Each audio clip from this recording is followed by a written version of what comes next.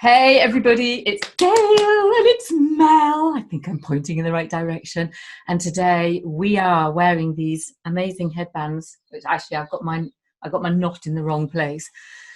But we're being revolutionary because there's been a couple of things that have come up around eating and people saying things that I personally feel is bullying, and it completely and utterly pisses me off. I don't know about you, Mel, but it's just, I don't know what words you'd use, but I'm sat here today. Something happened last night, I'll tell you about in a minute, and I'm just like, why do people do that? I'm literally just going, why do people do that? It pisses me off too, Dale, Good, in a okay. nice way. As in, no, I could say a lot worse. Yeah, And sure. we don't want to offend people in this, but it's like sometimes when you get angry about something and it's passionate, you're passionate about it and it's important. So we may well, say a few bleepy words, but it won't be that bad. We'll apologise up front, and we wouldn't normally, but I'm actually feeling a really different kind of energy today that I want to speak out about all kinds of stuff. So not just this, but we were talking last week, and what's happened with me is that I've had this series of things happen. I don't like to talk about illness because I don't think I've been ill. The doctors might say you've been ill. I look at disease as two separate words, and my body has been out of balance. But often when our body's out of balance, we get kind of lots of things going on. And we need to look at ourselves as a holistic picture. And what I found was let's say when I was first dealing with my overactive thyroid, I didn't actually talk about it a lot online. In fact, I went to the doctor, got the blood test, told him I wasn't going to the endocrinologist. My doctor loves me. I'm not going there. I'll be back in 6 weeks, sorted. And therefore I didn't, it was kind of like a really quick thing. But I always hold that, when the fractures came and I needed to look at, well, what did I need to eat and what supplements? I always thought, right, okay, well, I sorted that out nutritionally, energetically, use crystals and visualization and affirmations and all sorts of other things, as well as a bloody good diet. And what I found is when I entered the world of osteoporosis, everyone's an expert. And there's a lot of this. See this thing? This finger? And there's loads of, this is what osteoporosis is. Oh, you got that because of this. And all of these people, and actually what I came to realize in a very short space of time, there's a lot of fear. Because you imagine your spine, your bones are the foundation of you, your system. And when they start to crumble, you are fucked, right? Unless you take some action. But of course, what happens with osteoporosis, there's over 200 reasons why you get it. And it's this mixture of things. Overactive thyroid is a contributory factor. I just recently found out I've got MGUS. It's a contributory factor, but I didn't know that then. I didn't know that I had a B12 deficiency then. I just knew that there were my things going on. I had high prolactin, there was a whole load of other stuff, no estrogen left, there's a whole lot, but people don't see that. They're like, oh, you can't do this and you can't do that and you've got to take this. And I really had to stand back and go, this is my body. I'll read what everyone's saying and I'll go and investigate it, but I'll come back and I'll go, if I took that, what would it do to this? If I ate that way, what do I think? What do I believe? And so I went through that period, really learning a lot about how to disseminate information and how to stand back from the fear. Because I truly believe that we all do the best that we can with the resources we've got in the moment, right? But a lot of it comes across as I can't use a different word, it's bullying. And something happened last night. So this person I'm going to talk about has said a few things to me. So I'm going to start with last night's thing. And he rang me for whatever reason, but partway through the conversation, we were talking. I got I got hair on my nose now, it's tickling.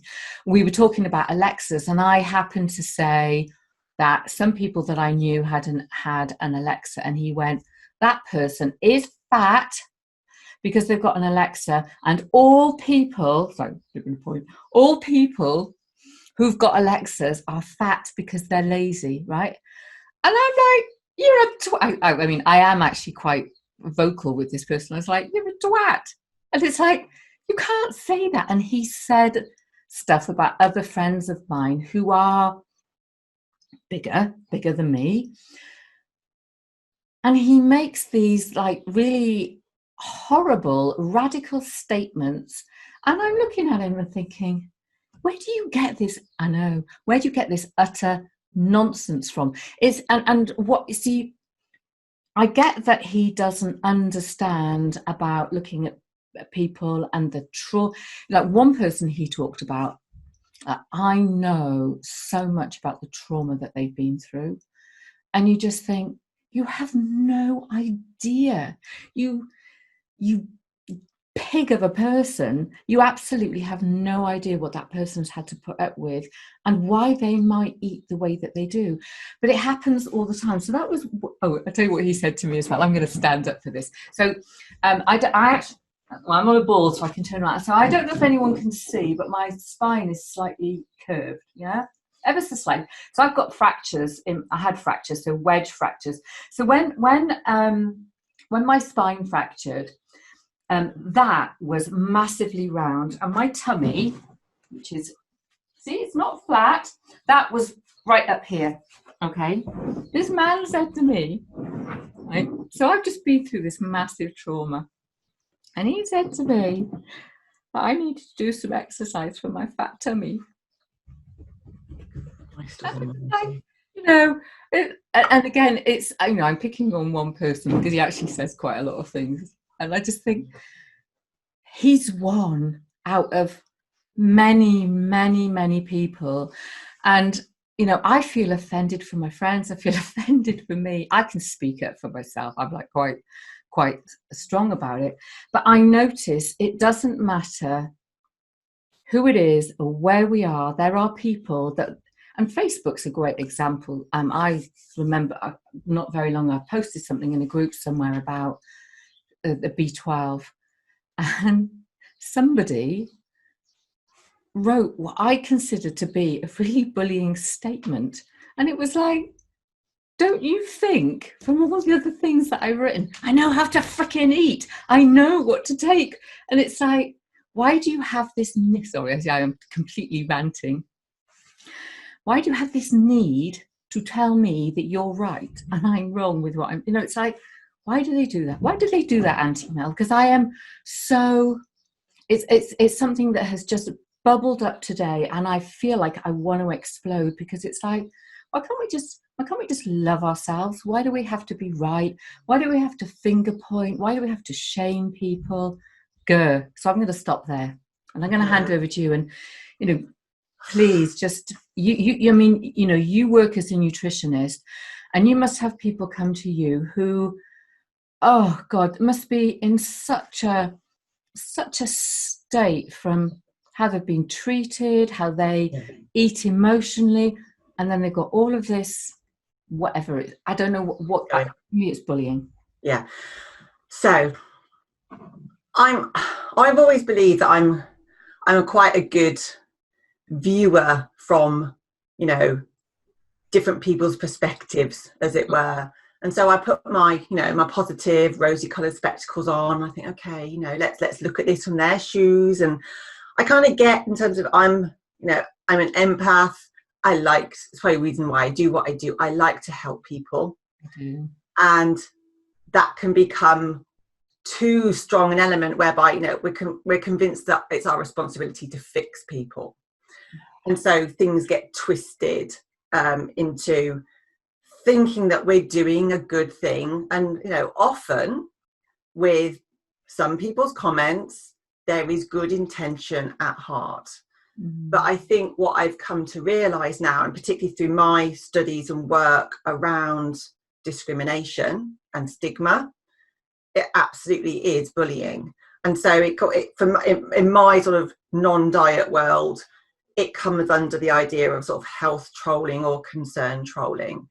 And as we are being encouraged to be more vocal around, particularly white supremacy, oppression, Black Lives Matters, that the diet culture is intrinsic to all of that.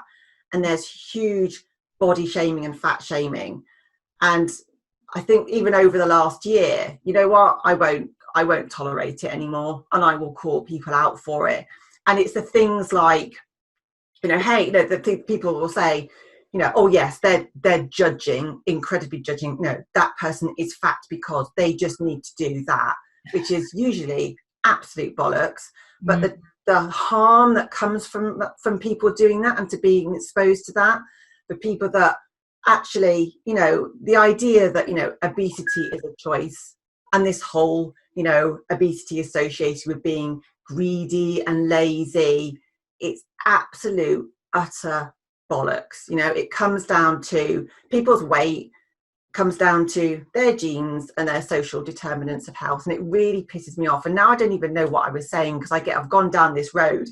But it's just like, I get the, now I'm sort of in this sort of body positive world. I get, but I'm body positive, but I don't believe in glorifying obesity. I think people of size deserve respect, but I think they'd find it easier if they were thin. What's the other one I've got here? Studies showing that obesity is the second leading cause of preventable death. So I can't support that lifestyle. And as I'm more actively involved in getting people to show up as themselves, this idea of, we don't have to change our bodies and we don't have to justify who we are. My rebel bandana's now riding on my head as I'm getting angry and my forehead's going. You're going to be like the what's he called? The Hulk. The Incredible Hulk. Yeah. As he gets angry, it's like you're going to go green and everything's going to explode. Your bandana will explode off your head. It's totally going. I'm seeing that as. Oh no! Oh no! Let's we take them off now, because we've expanded and it's very hot here, so my head is. But I'm seeing, in terms of, I'm approaching, positive body image, and around that sort of self-compassion, and I like the idea of sort of fat activists and combating fat phobia, and basically okay, showing up whatever shape and size you are. And I see the abuse. I have this thin privilege. I see the abuse that people get for how dare they show up in their fat bodies, and it's really unhealthy and harmful. And that for me is like, no, there's a line there. And so I will now actively call it out. So I have done that recently. I've been tagged into conversations that are there to be button pressing, and I will say, you're being fat phobic, and they'll be like, no, I'm not. I'm just worried about these people. I've had conversations. I've had conversations on Instagram, and I welcome questions. Like, I do have conversations in private messenger in terms of, can you explain to me, why you're saying what you're saying? Why is diet culture linked in with racism? Why is why are you saying that being fat, and I'm okay with saying the word fat, why are you saying that that's okay? Because it's not. And I get it's a really confusing world, and I'm open to having those conversations, but there's also the times where we can be a bit humorous with it, and I will be, I hate that whole passive aggressive thing, but I will be sarcastic, and I will kind of use humor to try and make a point. But it is incredibly harmful, because I still remember comments that were made to me in my mid-teens. They have stuck, embedded in my head. I still remember them times and again. And those are the things, when you're feeling wobbly, that will kind of throw you back into that, oh shit, I don't like myself kind of thing. But it was funny, because I saw something really powerful this morning, and this is about the Black Lives Matter. There was a white lady who was a big activist, and she had an audience of white people that had white people in. She said, everyone stand up if you'd like to experience what we're seeing in the news, and you know how Black people are living, and nobody stood up. And it made me think of, nobody knows what it's like to be you. Like, you know, this used to be Ginger. I had the piss taken out of me. And I was just standing in the kitchen this morning thinking, I'd read that piece and I thought, that is the most powerful piece that I have read so far. Would you like to be and live? Would you make the choice to live all these people's lives who are being abused, whoever they are, whether it's about race or culture, or whether you're gay or straight or any of those bloody things. And I saw myself as this little child with ginger hair, or actually, as my mum liked to call it, Titian hair. She said, she always, went on about how beautiful my hair was. And all I saw was an ugly, skinny kid with ginger hair that everyone took the piss out of. I actually feel quite emotional just thinking about it. And I thought, well, I obviously didn't carry on the rest of my life. I didn't get to an adult and people go, oh my God, look at you, you've got red hair. We're not going to employ you because you've got red hair, and we're not going to let you in here because you've got red hair. And I just think what a crazy, crazy fucking world this is, that we have got to this point where people aren't happy with the way that they look, and other people think it's right to shame them. And okay, we're talking about diet and we're talking about our bodies, and you know from knowing me that how I felt about my own body. I was doing yoga and all sorts. I mean, I'm still walking like 12,000 steps a day, right? I don't know how far that is. I think the first time I put the stepper on my phone, it said I'd walk 200 kilometers in the month, and I'm like, oh, okay. That's a long way. I wonder where I could have got to if I'd walked. But I'm doing exercise. But obviously, when you're in pain and you've had a fracture, you're going to be just a little bit careful, and your bloody body shape changes. I can stand, when I first fractured, you lose muscle tone really, really quickly. So, my stomach came under here, all the muscle tone went. And it's like, I'd stand and look in the mirror and I think, oh, Jesus Christ, how am I going to love this person? How am I going to love? And I thought, what I've got to do is I've got to say thank you. I started off by saying thank you for my body. I'm going to cry. Thank you to my body. It's bloody amazing, isn't it? For loving and supporting me. And then I got better at accepting and saying, well, that's what it looks like at the moment, but it'll get better. And then as I was able to walk, it got better and better. And then you got like knobheads who go, oh, you can lose that fat stomach if you exercise. And you think, do you know what I've been through? But it's that we have to face ourselves in the mirror, and we have to acknowledge that we are beautiful, no bloody matter what. Yeah. And I feel that your work is so incredibly powerful. I'm in your group. I see what you do. I see how you encourage people, and people are so brave. They are. This is me, and I've got goosebumps. I've just watched the lovely thing you did with the selfie thing. Oh, I got to tell you a thing. Same person. I told him about your amazing thing you did with the selfies, right? And I said, God, those women are so brave. And he went, God, I hope he never watches this. And he said, well, the reason that women don't like having their photograph taken is because they've got cellulite. Men don't get cellulite. And then he went, well, I did have cellulite on my bottom once. And then he went on to tell me what cellulite was. And this is why women don't like themselves, because they've got cellulite. That's part of the problem in this world, isn't it? He's one man, but imagine there's men and women everywhere who have all of these beliefs. So I'm going to come back to what I said. I really truly believe the work that you're doing is incredibly powerful. But when we are faced with people that do, I don't know what it's called, this stuff. I mean, I think they just don't have any filters. They have this, I want to be right. They've been brought up in a culture, and in their culture, this is what they believe. So, like, I would imagine that he would only choose a woman who he considered to be slim. I mean, it's just, it's such a nonsense, Mel. And it's sad. It's so sad, but just wrong and just completely fucked up all at the same time. It really is, Tell us. tell us about when people come to work with you, how you, because I've just watched this amazing thing that you've done, and all these people going, oh, this is me, I got no makeup on, and oh well, who cares?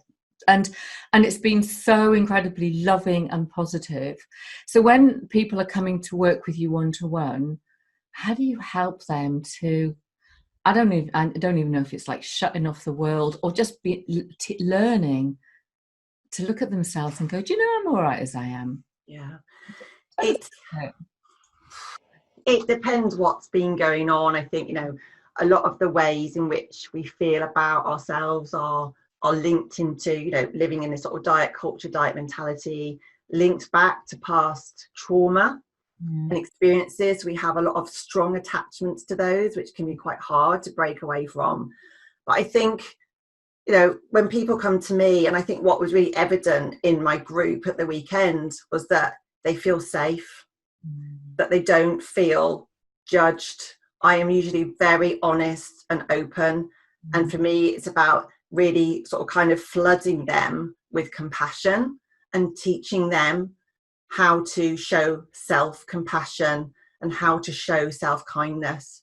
And what was wonderful in the group was that so for people that didn't know, I set a challenge for people to kind of just show up as this is me, that unadulterated, no filters, no Photoshop, no makeup if you fancy it, that would be great. And just like kind of take a selfie and then state something that you like or love about the photo. And I was really pleased that, people started to do it. And then there was kind of flurry because it was like, I'm really inspired to do this now. And it was following what other people were doing. And I think what we see in our society is this idealized, completely fake, unattainable image, but we see it everywhere. And, you can't even live under a rock and avoid all of that stuff. It's everywhere in the things that we watch, see, read, and listen to. And so when we're feeling like, okay, I would really like to kind of like myself, what is wrong with me or not, and what's wrong with the world, to have that constant reminder. It's like, oh yeah, but hey, you'll be happier, you'll be healthier, you'll be more lovable, you'll find the love of your life, you'll do all these things when you're feeling good inside of yourself because you now look like everybody else. It's really hard. So for me, it's about creating that safe space where we can slowly go back and maybe unpick some of those emotional attachments, explore their past experiences, and then really gently, through the work that I know you do wonderfully, Dale, which is through gratitude, through journaling. And I think this is where we kind of connect really well together, is having that safe space to verbalize, to write down and explore who we really are. And it's really a journey of self-discovery and ultimately kind of going, fuck you, everybody else. This is about what I put in my body is nobody else's business. What I look like is nobody else's business. What I choose to do or not to do, I don't need to justify to anybody. But we live in this very opinionated, very nosy world with social media that like everybody seems to want to know everybody else's business. Yes. So it's about building that trust with your own body before actually being able maybe to verbalize that and be more even assertive in understanding your boundaries as well, about who you allow into your world. And this is, as I have done a lot, particularly recently, I know other people have, is unfriending people, blocking people, removing, and I know you're a massive fan of that, getting rid of those toxic relationships, getting the people out of your life that do no good for you. It's okay to do that. It is. And I think as well, there's a part of it around learning how to have an assertive conversation and use the I word. I know many years ago, I went to see somebody because I had I think I've always been in bullying relationships, but I was in a bullying relationship, and she got me to say, I think. And what a difference. So empowering when someone was being really, really horrid to me. And instead of going, you make me feel, and then I just went, I put my hand here and I just went, I. And it was like, whoa. And, you know, from that moment on, that stuck with me. It's like, I'm going to own who I am, and nobody's going to tell me, you know. So you know, I'm a very strong person. So when people say rude things to me, I can either choose to do the, you know, use the I statement. I can ignore them. I can tell them to F off, which I sometimes do. It's like, oh, fuck you. But I live in a world where I believe that if you haven't got anything nice to say, it's best not to say it at all. Truly, truly. I know we didn't talk about this. I've got an exercise for our viewers, our listeners. You can write to a part of your body. You can write to any part of your body. So I did an exercise the other day. I spoke to my heart. So here it is, scribbled. Terrible handwriting, because you kind of...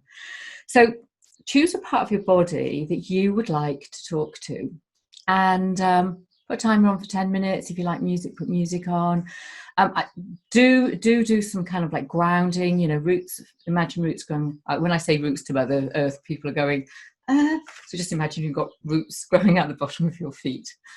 You'll get used to my weirdness. So roots growing out the bottom of your I can't even speak now. Out the bottom of your feet, going deep into Mother Earth and really anchoring you there, and just breathing in like delicious, grounding, earthy energy, and bring it right into your heart. And just a couple of rounds of that, some really nice deep breaths, and a few ahs out if you want to. Don't worry about the neighbours. And just get yourself really, really grounded and connected. So I'm just going to read what I wrote. So, dear heart, there was a moment I didn't think that the cage and chains wrapped tightly around you would ever break free and release the kind soul residing within. The girl that was never heard, the angel that wanted to fly, the writer, the novelist, the healer, the rock star, the naughty child, all trapped. And heart, I want to know, why did you hold me there? Alone, isolated from myself. What did I do? What did I need to learn? Dear heart, why didn't you set me free to fly, to soar high above the self I didn't like and couldn't love? Why then? What did she need to see, my human?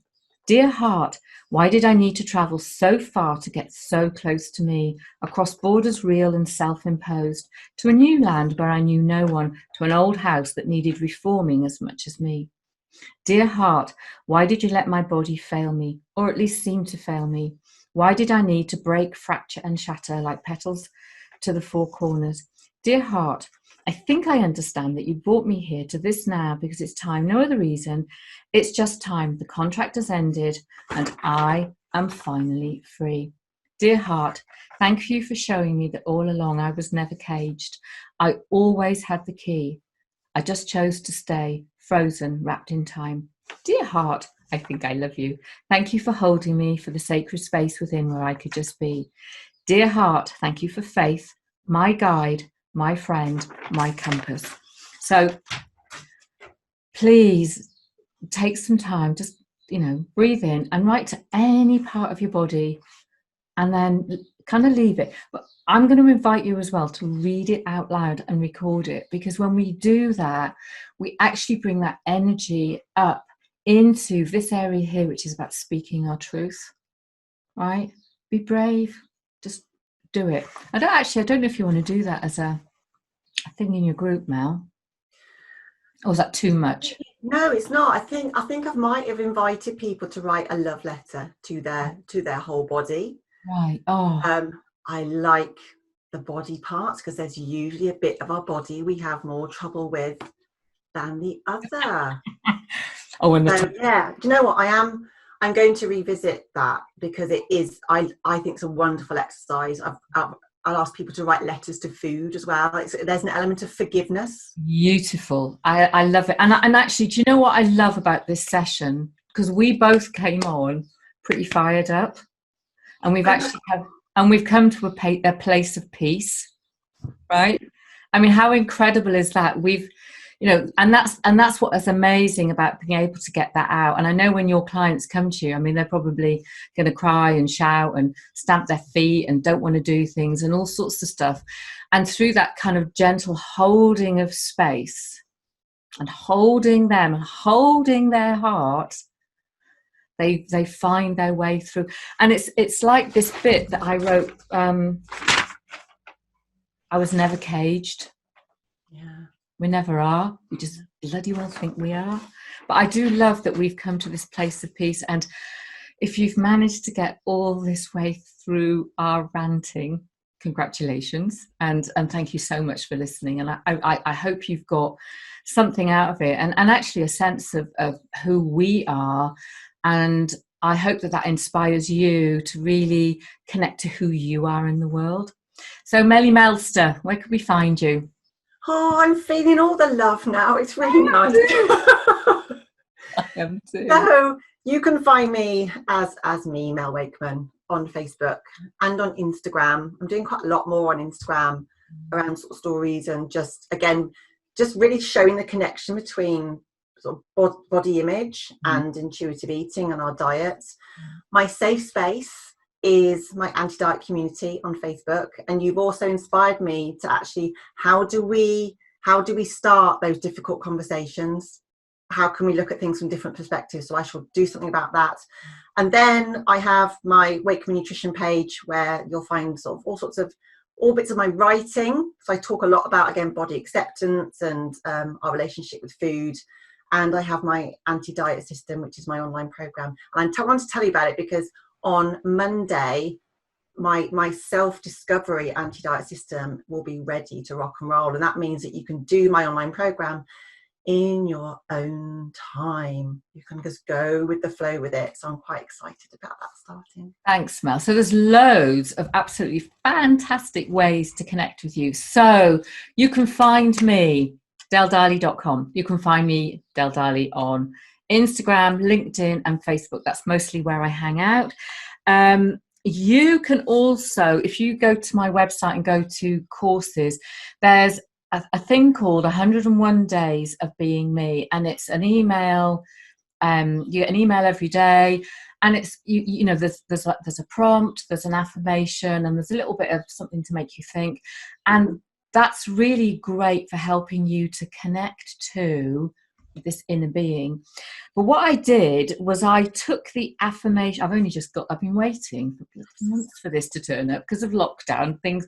So I've turned the 101 things of being me. I called them affirmations. So this book is called The Little Book of 101 Affirmations to Get You Through the Day. And I've actually jumbled them all up so they're not the same order as the emails. And I would invite you to use this like a deck of oracle cards. Now, if you want, I've put mandalas in, and they're ever so tiny, but you can still colour the mandalas in. But like this one I've just opened up here. You're not always going to have a perfect day unless you believe it's yours already. And then your affirmation is, today I'm enjoying envisioning, can't speak, my perfect day.